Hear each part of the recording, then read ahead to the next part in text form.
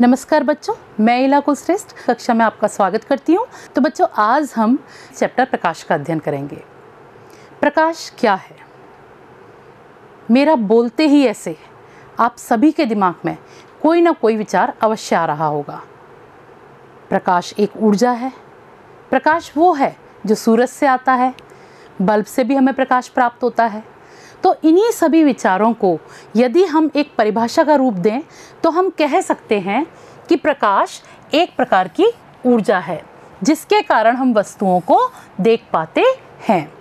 हम ये भी कह सकते हैं कि ये एक ऐसा विकिरण है जो हमारी आँखों को संवेदित करता है। यहाँ एक शब्द आया, संवेदित। क्या मतलब हुआ इसका? आप सभी जानते हैं हमारी आँखें एक संवेदी अंग हैं।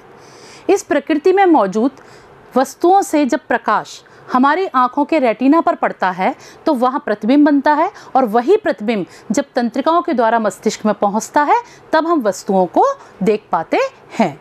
इस प्रकार प्रकाश के द्वारा हम वस्तुओं को देखते हैं। अब आपके दिमाग में ये प्रश्न आएगा कि क्या सारी वस्तुओं से प्रकाश आता है?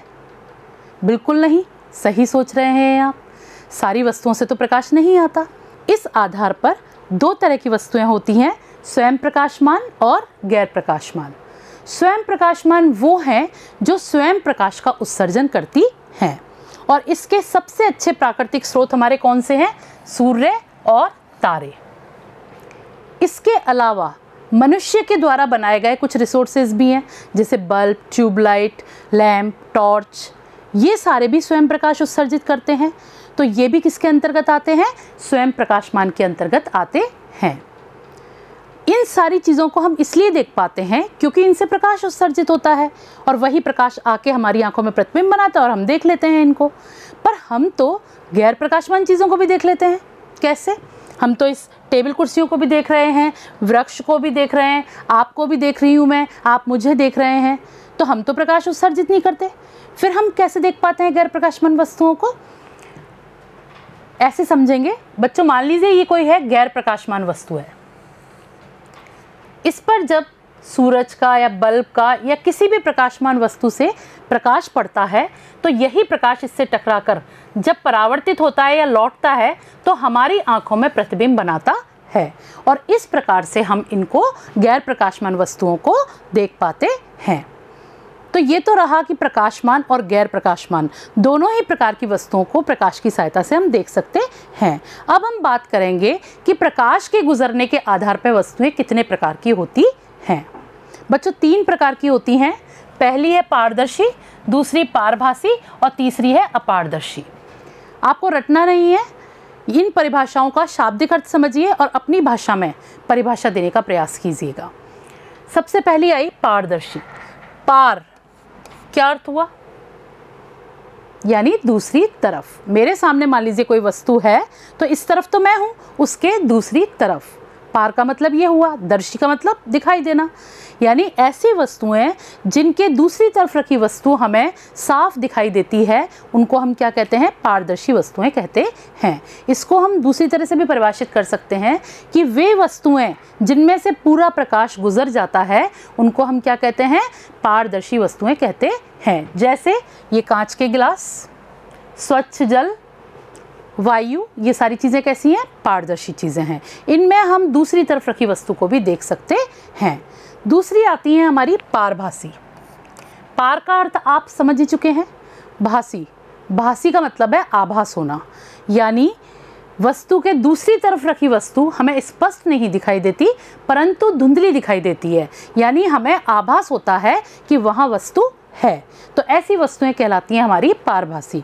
और इनमें से पूरा प्रकाश नहीं गुजर पाता, कुछ प्रकाश गुजर पाता है और कुछ प्रकाश नहीं गुजर पाता, इसीलिए ये क्या कहलाती है? पारभासी। इसका सबसे अच्छा उदाहरण है धुंध और कोहरा।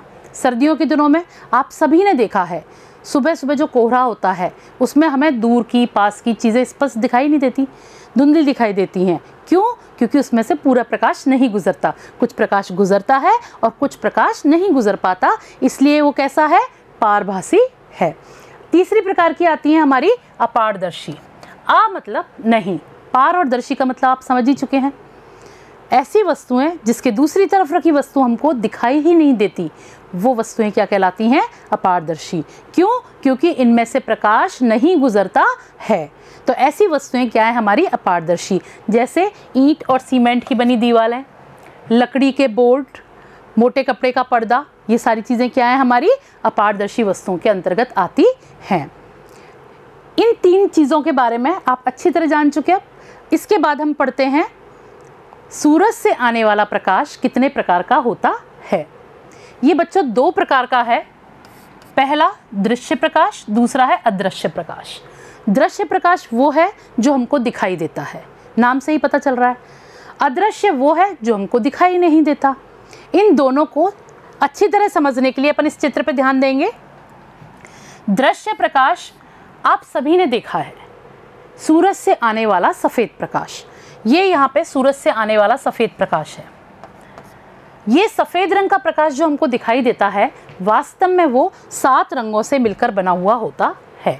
ये 7 रंग आपने सब ने देखे हैं। बरसात के दिनों में जो इंद्रधनुष दिखाई देता है, उसमें जो 7 रंग होते हैं, वही ये 7 रंग हैं जो मिलकर सफ़ेद प्रकाश बनाते हैं। यानी क्या बनाते हैं? हमारा दृश्य प्रकाश बनाते हैं। और ये हमारी पृथ्वी पर हमको दिखाई देता है। अब ये जो 7 रंग हैं, इनके नाम और इनका क्रम हमको याद रखने के लिए एक शब्द याद रखने की ज़रूरत है, विबग्योर। इस शब्द को याद रखेंगे तो हमें नाम और क्रम हम कभी नहीं भूलेंगे। कैसे? वी से बना वॉयलेट यानी बैंगनी रंग, आई से बना इंडिगो यानी जामनी रंग, बी से बना ब्लू नीला रंग, जी से ग्रीन यानी हरा रंग, वाई से येलो पीला रंग, ओ से ऑरेंज नारंगी रंग, आर से रेड यानी लाल रंग। तो ये 7 रंग मिलकर जो सफ़ेद प्रकाश बना रहे हैं, इसको हम देख पाते हैं। इसीलिए ये क्या कहला रहा है? दृश्य प्रकाश कहलाता है। दूसरा आया हमारा अदृश्य प्रकाश। अदृश्य प्रकाश जो है वो बैंगनी रंग के परे और लाल रंग के परे जो प्रकाश है, वो क्या है? हमारा अदृश्य प्रकाश। ये हमें दिखाई नहीं देता, पर ये सूरज के प्रकाश में होता है। इसमें कौन कौन सी किरणें होती हैं? पराबैंगनी प्रकाश होता है, एक्स किरणें होती हैं, गामा किरणें हैं, जो किसकी तरफ हैं? बैंगनी के परे हैं। इधर अवरक्त प्रकाश, सूक्ष्म तरंगें, रेडियो तरंगें, ये भी क्या है? हमारा अदृश्य प्रकाश है। इसको भी हम नहीं देख पाते हैं। क्यों नहीं देख पाते? क्योंकि हमारी आँखें जो हैं वो केवल 4000 एंगस्ट्रॉम से 7000 एंगस्ट्रॉम लगभग है। ये 4000 से लेके 7000 एंगस्ट्रॉम, यानी बैंगनी रंग से लेके लाल रंग तक का जो प्रकाश है, उसकी तरंग दैर्ध्य का प्रकाश ही देख पाती हैं। हमारी आंखें जो हैं वो बैंगनी रंग से लेके लाल रंग तक के प्रकाश की तरंग दैर्ध्य का प्रकाश ही देख पाती हैं।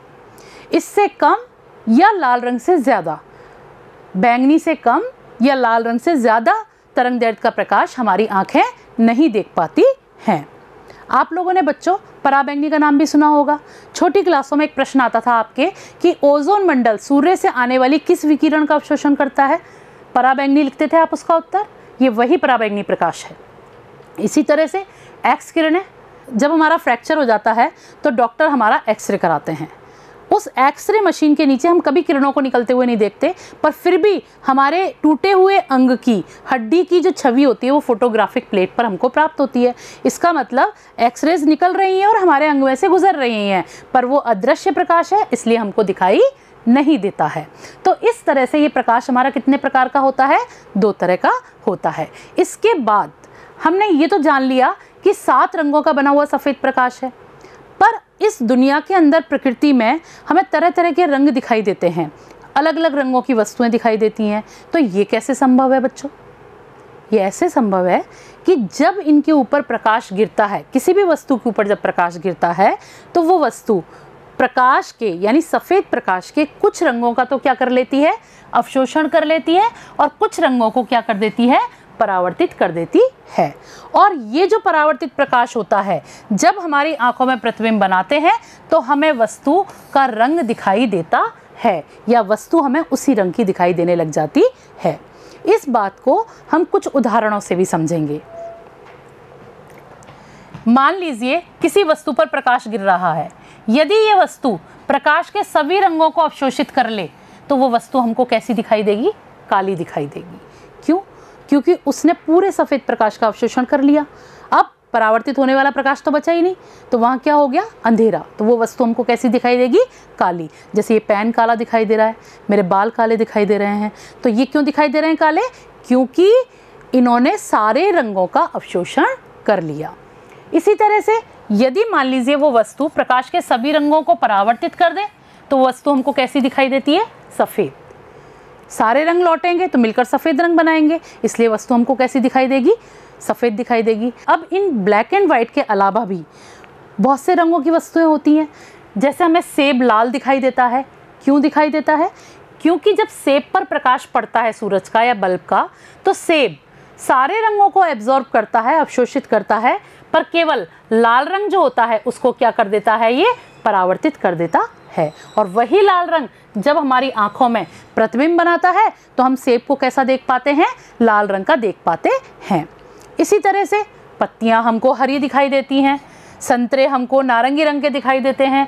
तो भांति भांति के जो रंग दिखाई देते हैं वो किस लिए दिखाई देते हैं, प्रकाश के इस गुण के कारण दिखाई देते हैं। इसके बाद हम बच्चों पढ़ेंगे प्रकाश की प्रकृति, यानी प्रकाश किस रूप में गमन करता है या किस रूप में पाया जाता है। बच्चों, जब वैज्ञानिकों ने प्रकाश के बारे में प्रारंभ में जाना तो उनको पता चला कि प्रकाश लगातार तरंग रूप में गति करता है। लगातार का मतलब क्या हुआ, निरंतर बिना टूटे तरंग रूप में गति करता है। और इस बात को उन्होंने प्रकाश के द्वारा होने वाली बहुत सी घटनाओं में भी पाया और इस बात को सिद्ध भी किया। जैसे घटनाएं कौन सी थी, परावर्तन, अपवर्तन, व्यतिकरण, विवर्तन, ये इस तरह की घटनाएं हैं जो प्रकाश के तरंग स्वरूप के कारण संभव थी। इनमें से 2 घटनाएं तो आप आगे पढ़ेंगे भी, आपके 10th में हैं। पर फिर धीरे धीरे और खोजें हुई तो प्रकाश की और घटनाओं का पता चला, जैसे प्रकाश विद्युत प्रभाव। इस घटना के बारे में वैज्ञानिकों ने पाया कि यहाँ तो प्रकाश कण रूप में व्यवहार दर्शाता है, यानी वो छोटे छोटे पार्टिकल्स के रूप में गमन करता है। अब ये पार्टिकल्स हैं, ये लगातार तो नहीं है, बीच बीच में ब्रेक हो रहे हैं, तो यानी प्रकाश लगातार गति नहीं कर रहा, छोटे छोटे कणों के रूप में गति कर रहा है। तो ये तो बड़ी दुविधा का विषय हो गया कि प्रकाश को तरंग प्रकृति का माना जाए या प्रकाश को कण प्रकृति का माना जाए, क्योंकि यदि हम कण मानते हैं तो हम इन सारी घटनाओं को नहीं बता सकते उससे। यदि हम उसको तरंग मानते हैं तो हम इस प्रकाश विद्युत प्रभाव, ब्लैक बॉडी रेडिएशन, इस तरह की घटनाओं को नहीं बता सकते हैं। तब फिर एक साइंटिस्ट थे डी ब्रोगली, उन्होंने कहा कि प्रकाश दोनों ही रूपों में पाया जाता है और उन्होंने इस बात को द्वैत प्रकृति का नाम दिया, यानी प्रकाश की द्वैत प्रकृति होती है। उन्होंने कहा कि प्रकाश कभी तो तरंग रूप में व्यवहार दर्शाता है और कभी प्रकाश कण रूप में व्यवहार दर्शाता है। तो डी ब्रोगली जो थे उन्होंने द्वैत प्रकृति के बारे में बताया और उन्होंने द्वैतवाद दिया। द्वैतवाद का मतलब द्वैत प्रकृति का सिद्धांत दिया।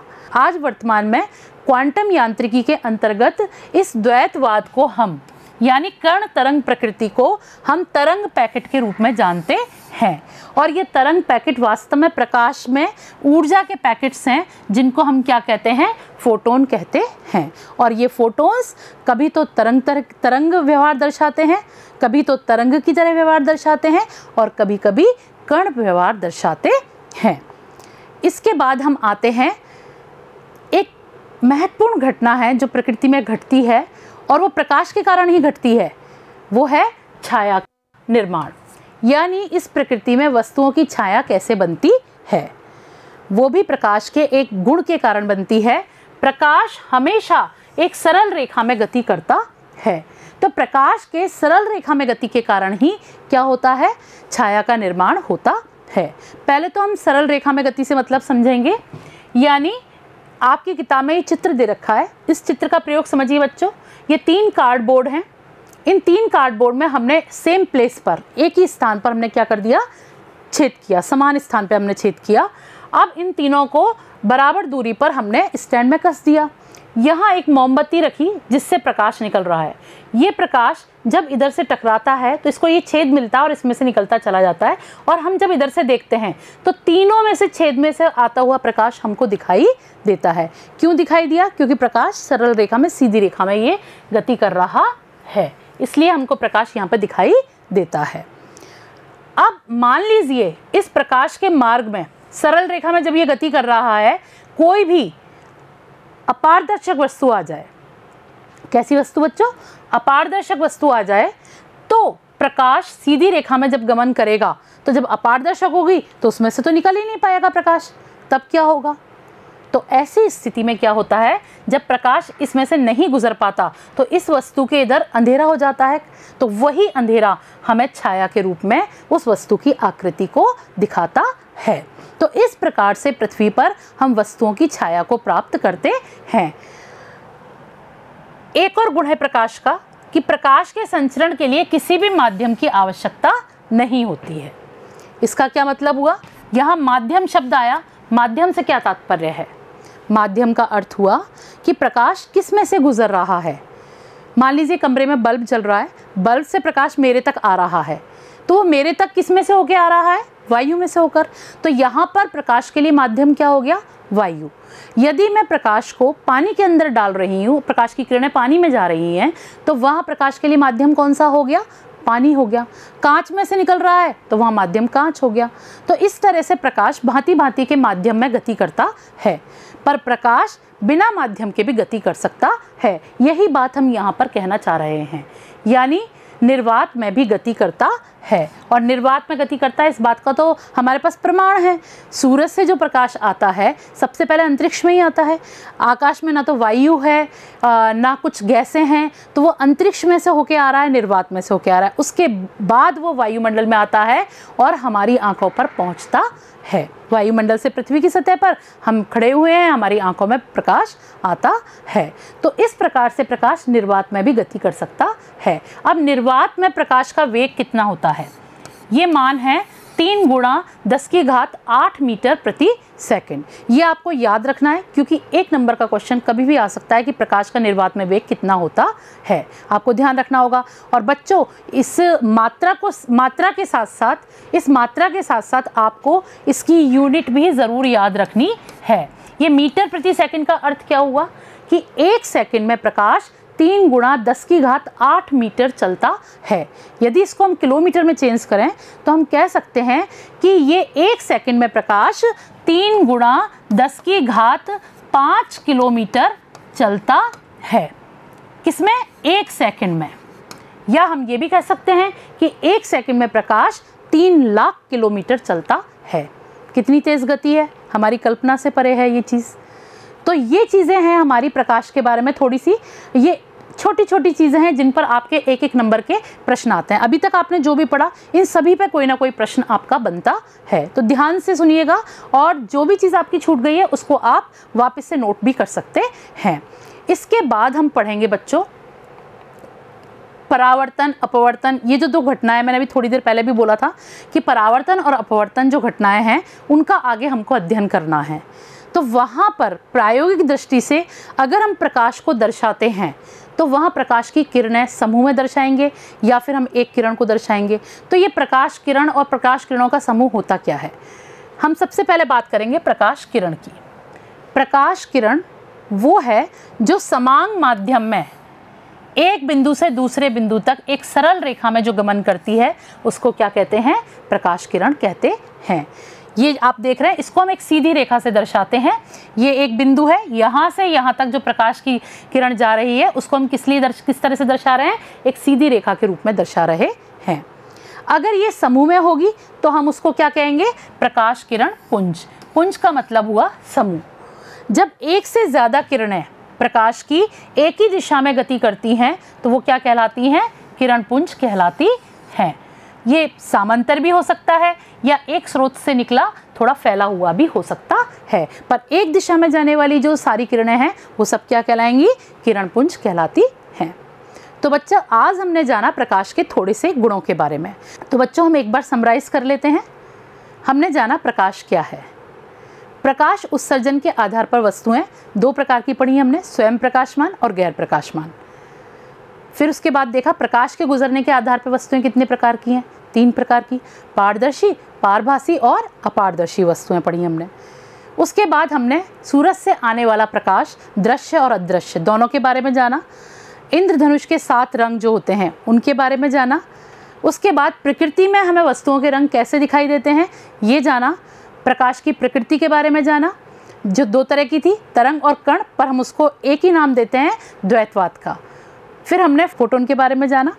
फिर हमने छाया कैसे निर्मित होती है, तो जो प्रकाश का सरल रेखा में गति करने का जो गुण है उससे जाना हमने ये। और फिर लास्ट में हमने प्रकाश को प्रायोगिक रूप से जब हम किरण चित्र बनाएंगे तो किस तरह से दर्शाते हैं प्रकाश किरणों को, और प्रकाश किरण पुंज को किस तरह से दर्शाते हैं, ये हमने जाना।